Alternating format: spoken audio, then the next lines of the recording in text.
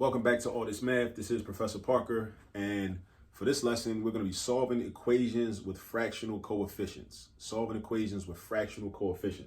These can be kind of annoying sometimes, but if you don't like fractions, I'm going to show you a way to get rid of the fractions and then just solve the equation with no fractions. All right.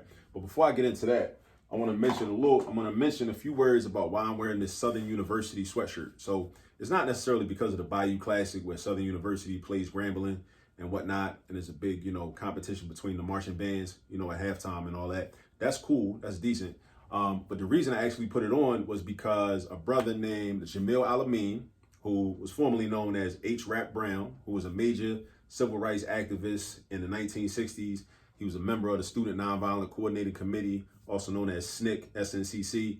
He ran with Kwame Ture. They was like thick as thieves back then. Brother was from Louisiana. He actually went to Southern University, which is really why I got the sweatshirt on, because he attended Southern University. He didn't graduate from there, but he did attend Southern University. So when I think of Southern University, I think of the brother Jamil Alameen, or H. Rap Brown, who had an autobiography that really changed my life and helped me to just become more politically aware about 10, 15 years ago and whatnot. So I highly recommend his autobiography. Just look up Jamil Alameen, look up books by Jamil Alameen. I'm not going to say the title because the title is a little graphic, but look up Jamil Alameen or H. Rap Brown and books by him. And also you can go on YouTube and check out some of his speeches and some of his interviews that he did back in the 1960s and the 1970s, all right, to learn from that brother. He's a very, very solid brother, very important person. So if you got history projects to do, you're looking for people to do that everybody's not typically always doing all the time, H. Rap Brown or Jamil Alameen is definitely somebody to look into. Today is October the 4th. It's his birthday as well. He was born October the 4th, 1943. And the brother is a political prisoner. He's a political prisoner right now. So, he definitely needs our support in any way that we can support him. But, I just wanted to shout him out, put him out there so some more people learn about who he is. If you don't already know who he is, he's one of my intellectual and revolutionary heroes. All right. And he's influenced my thinking a whole lot over time. Now, let's get into this problem. All right. So first, we want to read the problem and understand what it's saying. This is saying 8/9 is equal to 30 plus A over 45, right? So we want to solve for A, meaning we want to know what number is equivalent to A, or what number can we put in the place of A that will make all of this a true statement, right? So 8/9 is equal to 30 plus what number divided by 45, right? So if I put a number here and I divide that number by 45 and then I add that to 30, it should be equal to 8/9. But we got to figure out what that number is, all right? Now, there's a few ways to approach this problem. Now, the one way that I like to do is I like to get rid of fractions, or what a lot of textbooks call clear out the fractions. I like to clear out fractions. Now, how do you clear out fractions? Good question. The way you clear out fractions is you look at all your terms, right, that have denominators. And you know what I'm going to do? I'm going to make 30 look like a fraction. So you probably know, in order to make any whole number or integer look like a fraction, you just draw a fraction bar and draw a 1 underneath of it, right? So that's the first thing, because I want everything to look like a fraction. So I got 30 over 1. So now look at all my denominators. I got a 9, a 1, and a 45. And then I ask myself, if I was going to add or subtract these fractions, what would my LCD be? And when I say LCD, I mean least common denominator. What would my least common denominator be if these were my three denominators? My least common denominator would be 45, because 45 is the least or the smallest number that 9 can multiply into, 1 can multiply into, and 45 can multiply into, because 45 times 1 equals 45. 1 times 45 equals 45. And 9 times 5 equals 45. So you want to find your least common denominator, just like as if you was doing a straight up addition or subtraction problem with fractions, right? You would have to find the least common denominator unless the fractions already had the same denominator, right? So it's the same process. So now you might be wondering, well, what am I supposed to do with that LCD once I find it? This is what you do. And I'm telling you, this is like one of these math tricks, right?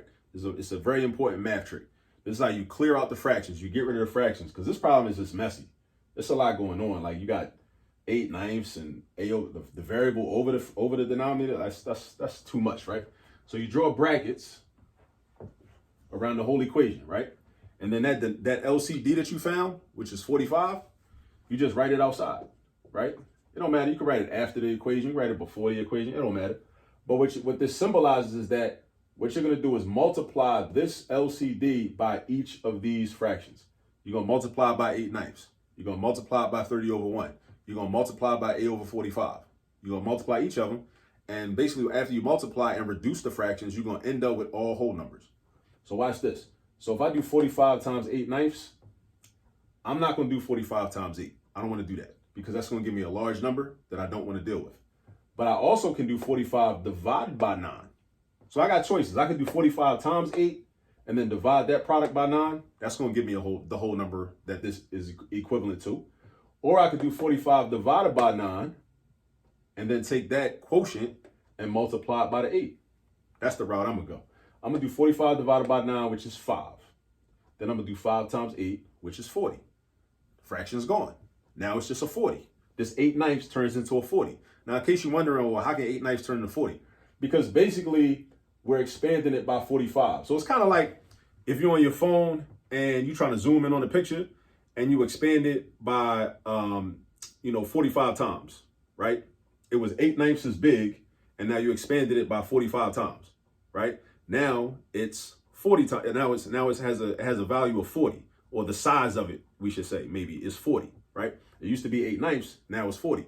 All you did was expand it. You just expanded it. And you can do that as long as you do the same thing to every term in the equation, which is why you got to multiply 45 by everything, not just the 8/9, right?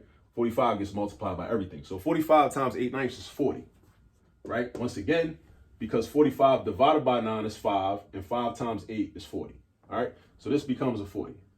Then we got an equal sign, and then we got 45 times 30, all right? So what I'm going to do is I'm going to act like that zero is not there, and I'm going to do 45 times 3. 45 times 3, I'm going to do 40 times 3, and I'm going to do 5 times 3. 40 times 3 and 5 times 3. So 40 times 3 is 120. 5 times 3 is 15. 120 plus 15 is 135. And then remember, I acted like that zero wasn't there. But now I'm going to act like it is there because it really is there in real life. So I'm going to attach the 0 to 135. So this is going to become 1,350. So again, what I've done is I expanded 30 by a factor of 45. So I made it bigger. I just expanded it by a factor of 45. So I made it 45 times as big. And if you make 30 45 times as big, now it's 1,350, right? It's 45 times bigger. It's 1,350. All right. So then you put your plus sign. Now do the same thing here. 45 times A is 45A. And then 45A divided by 45 is just A. It's just plain A. All right. That's just plain A. All right. So now, like I told you, see, I ain't lied to you. I told you what was going to happen. I told you I was going to get rid of the fractions for you, and I was going to show you how to get rid of fractions. Now, this method works in any equation you ever see that's got fractions in it. All you got to do is identify all the denominators of each term, of each of the terms in the equation. Then you got to find the LCD of all of those denominators. And then you just multiply each term by that LCD. Multiply each term by the LCD. And I promise you, when you do the multiplication correctly, and then you reduce the fraction correctly, you will end up with whole numbers. So just like this 8/9 turned into a 40. This 30 was already a whole number for real. So really all I did was do 30 times 45, and it became 1350. But this A over 45, I expanded that by 45, and it became 45 over 45, which is the same thing as 1A. And 1A is just A. And why did I say 1A? Because what's 45 divided by 45? 45 divided by 45 is just 1. And then you multiply that by A, and you got A. All right?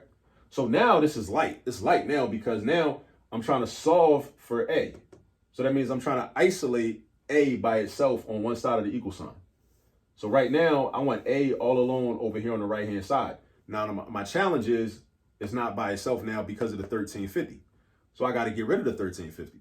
But now I got to get rid of it the proper way. How do I get rid of 1350? I do the opposite of a positive 1350. The opposite of a positive 1350 would be a negative 1350. Negative 1350 meaning you subtract 1350, right? So I'm going to do minus 1350. And because it's an equation, if I subtract 1350 on the right-hand side, I must also subtract 1350 on the left-hand side.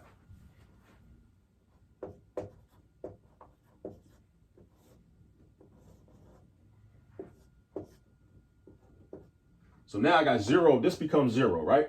And 0 plus A is just A. So now I got to do 40, take away 1350. So 40 take away 1350. You could break out your calculator and do that, right? If you need to, if you want to, right?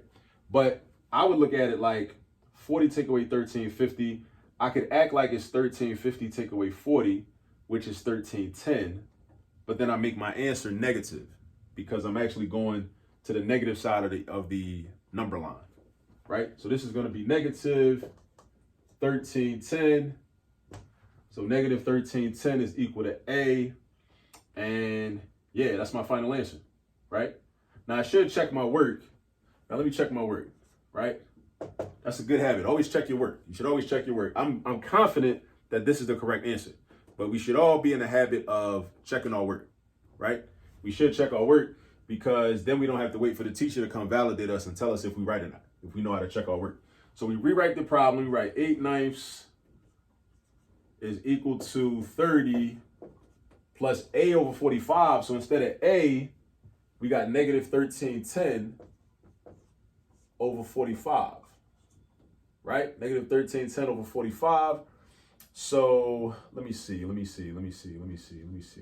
All right, so let's do this. Let's change this to, let me see, 8/9. And let's say over here on the right-hand side, I gave this a common denominator with the 45. So instead of this being 30 over 1, because 30 and 30 over 1 are the same thing, right? I multiply this by 45 and I make it 1350 over 45 minus 1310 over 45, right? Now, how did I get that? This was a 30 over 1, but I wanted to change it to a fraction with a denominator of 45. So if I multiplied this 1 by 45, I also multiplied a 30 by 45. And we remember from over here, we did 30 times 45 already and got 1350. So I already know that 30 times 45 is 1350, right? So on the right-hand side, I could just do the subtraction. It's this many 45ths minus this many 45ths. So it's basically 1350 minus 1310, which is 40. So I got 40 over 45. And on the left side, I got 8/9. Now the question for us is this a true statement? Is 8/9 the same thing as 40 45ths? It is, because we know that, let me see, if I reduced 40 45ths, meaning I found the common factor between 40 and 45, which is 5, and I divided each of these numbers by 5, I would do 40 divided by 5, which is 8. And I would do 45 divided by 5, which is 9. So I got 8/9. So as long as your answer or your value for the variable gives you a true statement when you plug it into the equation, that means that your answer is correct. And it's always good to check your work. It's always good to check your work. It never hurts.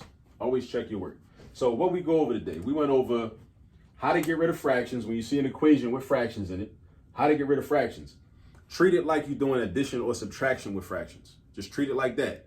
Meaning, find the LCD. Ask yourself, what's my LCD? What's my LCD? What's my least common denominator? All right? So once you do that, once you find that number, that's like your magic number. That LCD is your magic number. You're going to use it, right? You're going to multiply each term by the LCD, this 45 in this case. And then that's going to make your fractions go away. And that's what you wanted. You had two fractions, right? Fractions make things more difficult. I mean, you shouldn't hate fractions, but they do make things more difficult sometimes, right? They don't always, but sometimes they do. So in the event that they're going to make something more difficult, just get rid of them by multiplying by the LCD. And then you got your straight 40 equals 1350 plus A. You just isolate the A. That's how you solve. Get rid of 1350 by doing the opposite operation. This positive 1350 represents addition. So you do subtraction to get rid of it. 40 minus 1350 equals negative 1310. That's your solution. That's the answer.